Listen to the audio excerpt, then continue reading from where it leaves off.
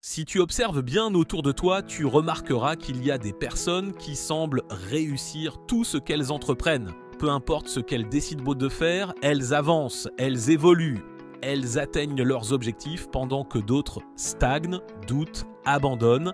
Est-ce une question de talent, le hasard, du réseau ? Ou bien existe-t-il une véritable façon de penser, une méthodologie que ces personnes appliquent sans même s'en rendre compte? Aujourd'hui, on va explorer ensemble la psychologie de la réussite, ce qui fait que certaines personnes transforment chacune de leurs ambitions en réalité. Et surtout, comment toi aussi tu peux appliquer ces principes pour réussir ce que tu entreprends. On a souvent cette croyance que les gens qui réussissent ont un don, un talent inné qui leur permet de performer là où d'autres échouent. Mais la vérité, c'est que le talent compte beaucoup moins que ce que tu imagines.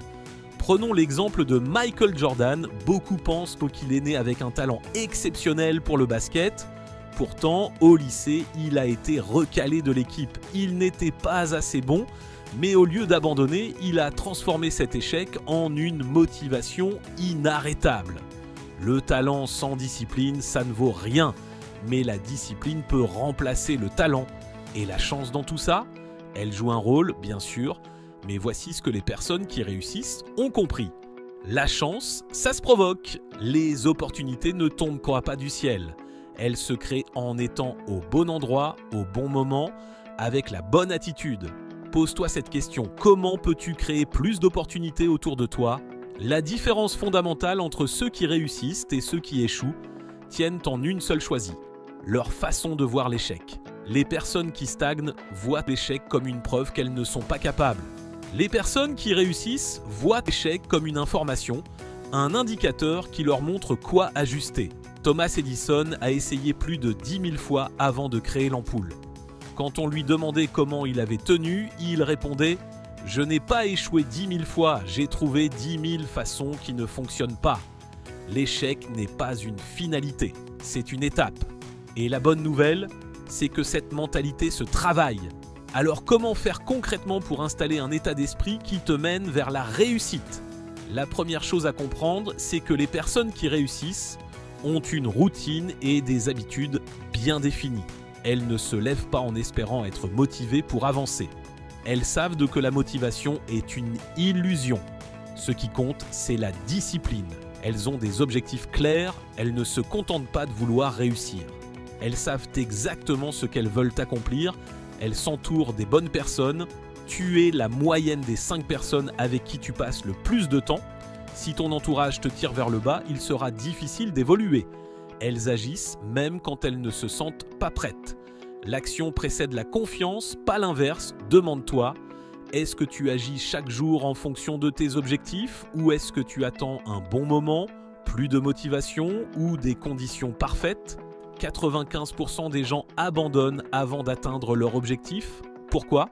Ils ne voient pas de résultats immédiats, ils se comparent aux autres au lieu de se comparer à leur propre progression.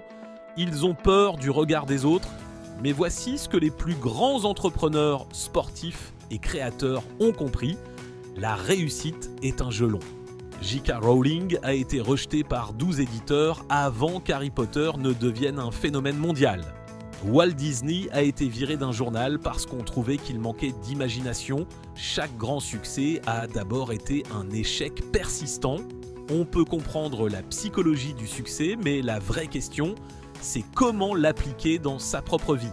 Et c'est là qu'intervient une clé essentielle que peu de gens utilisent, le coaching. Les athlètes de haut niveau ont un coach, les grands entrepreneurs ont des mentors. Pourquoi ? Parce qu'on ne peut pas tout voir soi-même. On a besoin d'un regard extérieur pour identifier nos blocages, nos freins invisibles, nos croyances limitantes. Si tu as un objectif clair mais que tu ne sais pas comment l'atteindre, un coach de vie peut t'aider à structurer ta progression, à éviter les erreurs qui font perdre du temps et surtout à rester engagé sur le long terme. Et c'est pour ça qu'on a créé Prioris.fr. Tu peux y trouver un coach spécialisé en développement personnel, en gestion du stress, en orientation professionnelle. Quel que soit ton objectif, il y a un expert pour t'aider à avancer. Si cette vidéo t'a inspiré, passe à l'action. Identifie ton objectif, transforme l'échec en apprentissage, mets en place des habitudes qui construisent ta réussite.